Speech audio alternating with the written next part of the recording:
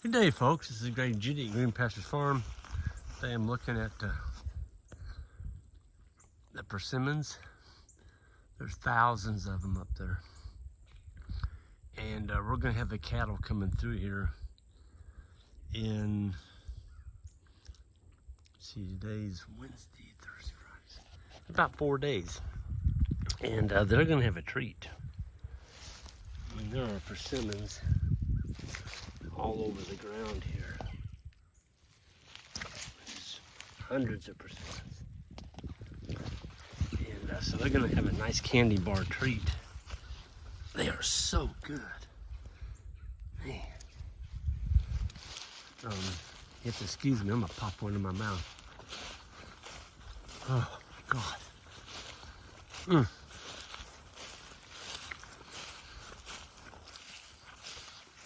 That is one good tree. I think that's the best persimmon tree we have on any of our farms. For far as flavor, I mean, that tree never disappoints. They're big, and they're juicy, and they're just, you know, I've had tame persimmons. People have raised tame ones. They're a lot bigger diameter. I mean, they'd be like that big around. They don't have any flavor to them. They bred all the sweet out of them. They're big, but first one I ate, I was extremely disappointed. Like, that doesn't even taste like a persimmon. So, I don't want anything to do with the tame ones. Give me the wild ones every single day of the week. This is a farm that we leased. Actually, our lifetime landowners gave us a lifetime lease on the big farm down the road here. They bought this one. Oh, time goes by so quick, but it's been around 8 years ago, and it was terribly mistreated. The guy continuously grazed it. He plopped bales all over the place. Didn't even bother to take the netting off of them.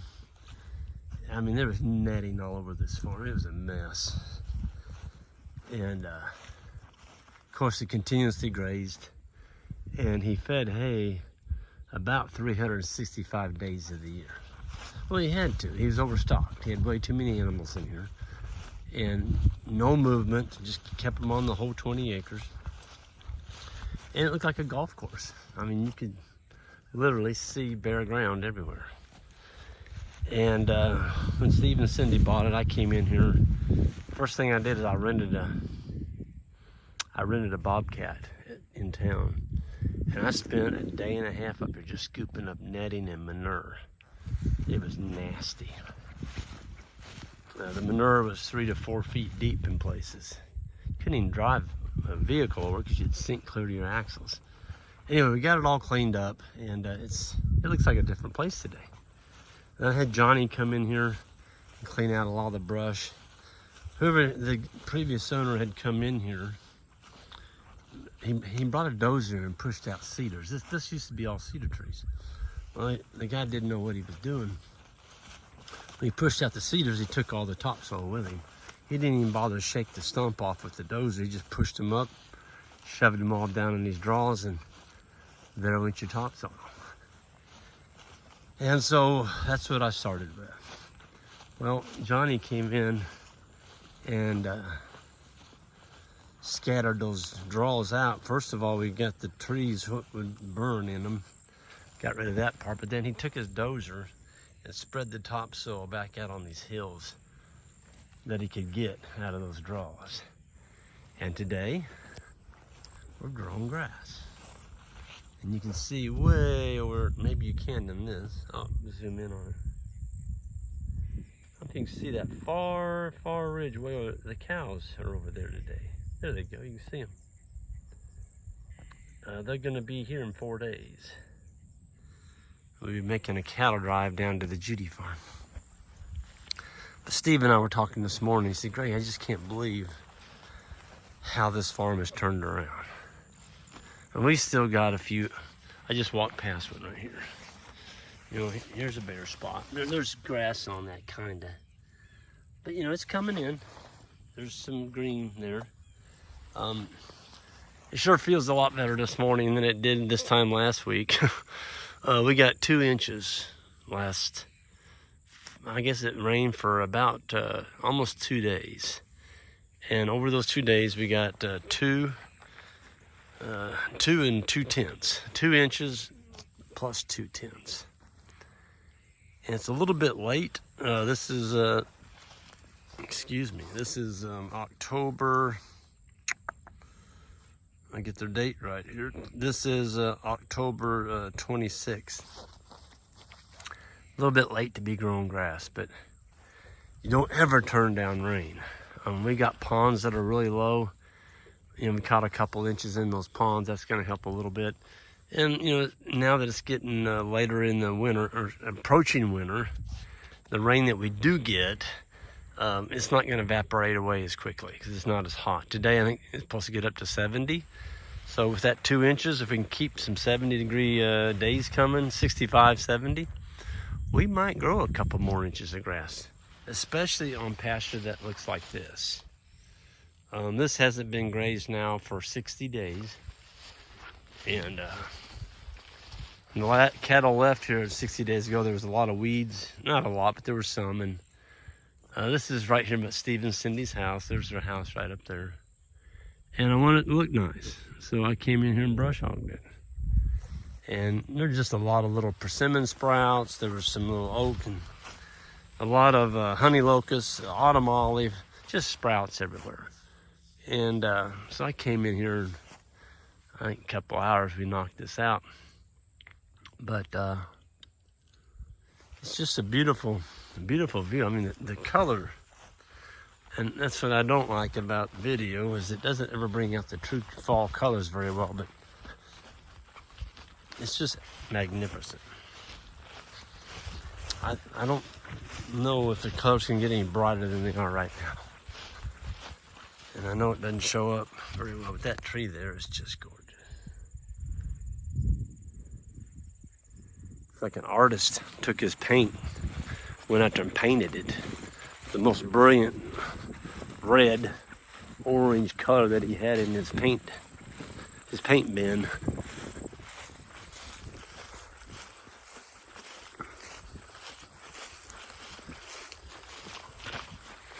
I'll walk up here on this hill and show you.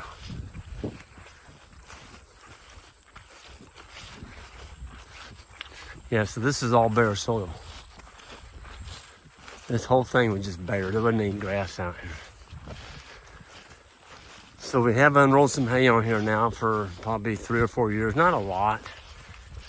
We don't stay here very big because it's very long, because it's not that big of an area.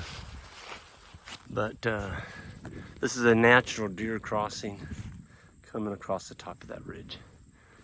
And we've got some deer stands up here. And then it hooks right onto our big farm at the end down there. See the cattle way over there on that far ridge. But folks, it's just, to me, it's amazing to take an old rundown place like this. And, I did come in here and put down 3 tons of lime. As soon as they bought it, we limed it. Then I waited about a year and came back, and the soil tests on it extremely low on pH. I'm sorry, phosphorus. And so we put down some phosphorus and a little bit of potassium, no nitrogen. And I tell you, it just really put a lot of pressure on the weeds. And this is some pretty darn good grass right here. This is all Kentucky 31 fescue. There's a clump of orchard grass. I like orchard grass. There's bluegrass. There's some bluegrass. There's what the deer are eating. Clover. Quite a bit of clover in here.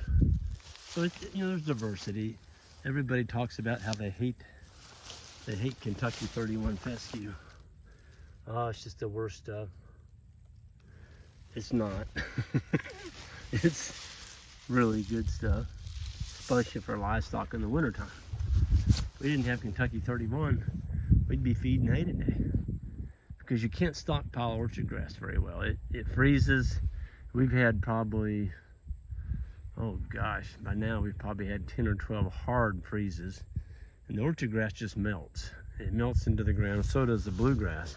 But the fescue, it's got a waxy coating on it. And it can resist a lot of cold weather. As a matter of fact, there's a toxin in Kentucky 31. It's called endophyte infected fescue. And the toxin, the level on it goes down in the blade of grass as the winter progresses. So your fescue becomes better feed as your winter progresses. Yeah. So, pretty darn awesome. I love fescue. I'm gonna learn to make money with it, and that's what we've done. We've got rid of the cows that couldn't take it, along with the sheep, and the ones that can take it, we move forward. Because if you come in here, I mean, what are you gonna do? This whole farm's covered with Kentucky 31. Well, I tell you what you do, or what they recommend, the professionals, bring a big spray truck in here and spray it. Spray it with glyphosate and kill it. And then you come back and put a cover crop on it or something for the summer. And then that fall, you gotta spray it again. Another layer of glyphosate. And then you can go in there and drill your grass seed. And it cannot be Kentucky 31. And then in 5 years, you get to do it all over again. And that's because the Kentucky 31 comes right back, takes over the pasture, and you're right back to square one. How do I know that? Because I did it. I did it. Cost me thousands and thousands of lost dollars, folks. So what did I do? I learned to put clover in it, manage it for clover. You keep clover in your fescue.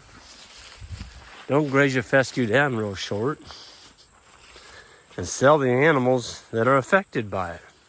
Keep the ones that aren't affected by it. And move forward and keep your money in your bank account. And buy more cattle with it, or more sheep, or more land, or take a vacation. You don't have to give it all to the input folks. So I'm gonna close right there. Follow the money, folks. When people tell you to do something on your land, see if there's a outside influence that's telling them to do that for you. Who's making the money? Well, it's not the farmer. It is absolutely not the farmer. When you do a complete seed renovation like that, you have really cost yourself a ton of time, a ton of heartache, ton of money. Because when you spray this farm with glyphosate and kill all the plants on it, there's nothing here to eat. What are you gonna do? You gotta go buy hay. You gotta plant a cover crop. You better pray it rains. Because if it doesn't, you got all that money now in that seed and nothing's coming up, and you still got bare land because you sprayed it and killed everything. Okay? All right, I'll climb off I'll climb off that horse for now. Folks, it's a beautiful day, and Steve and I are gonna go out here and get a couple deer blinds put up today. We've already put up one, and we got deer season. We're gonna have some opportunity to harvest some venison. So we're excited about that. It's always a beautiful time of year to be out in the woods, and the deer are so thick. It's a natural selection. You know, you gotta have hunting pressure on deer or all the deer will die. And that's because they get overpopulated. There's not enough food and they starve to death. So I know there's people that, oh, you can't be eating meat, you can't be killing deer. I'm not one of those people. Been people killing deer since the earth was formed. Been people eating meat too. So y'all have a good one. And on the way out, please hit that subscribe button. And everyone have a great day.